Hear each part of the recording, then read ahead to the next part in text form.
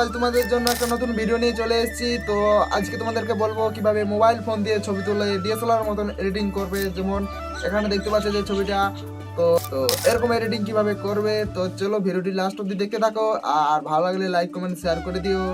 তো চলো মোবাইলের স্ক্রিনে যাওয়া যাক। তো বন্ধুরা, এডিটিংটি আমরা লাইটরুম অ্যাপটিতে করব। তোমাদের কাছে যদি লাইটরুমের নতুন ভার্সনটা না থেকে থাকে তাহলে আপডেট করে নিও। তো চলো দেখা যাক কীরকমভাবে এডিটিংটি করি। তো আমি আগেও এডিটিংটি করে রেখেছিলাম। তো চলো বিফোর আফটার দেখে নাও কীরকম কী হচ্ছে, তারপরে এডিটিংটি শুরু করছি।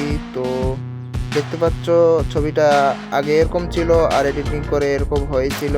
তো চলো তোমাদেরকে এডিটিং টিপসটা দিয়ে দিই। এডিট অপশানটাতে ক্লিক করে যে ব্লার অপশানটা দেখতে পাচ্ছ এখানে, তো ব্লার অপশানটাতে ক্লিক করো। আর ব্লারের যে লেন্থটা, ওই লেন্থটা 70 অবধি বাড়িয়ে দাও। তো তোমাদের ফটো অনুযায়ী আপনারা ওটা রাখতে পারেন। তো আমি 70 দিয়ে দিচ্ছি। তো 70 দেওয়ার পরে কিছুক্ষণ লোডিং নেবে, কিছুক্ষণ ওয়েট করো। লোডিং হলেই আপনাদের ব্যাকগ্রাউন্ড ব্লার হয়ে যাবে। তো অনেকগুলো বুকে এফেক্টও পাওয়া যাবে, যেটা তোমাদের পছন্দ ওই এফেক্টটা লাগিয়ে নিতে পারো। তো আমি দ্বিতীয় নম্বরটা লাগিয়ে দিচ্ছি।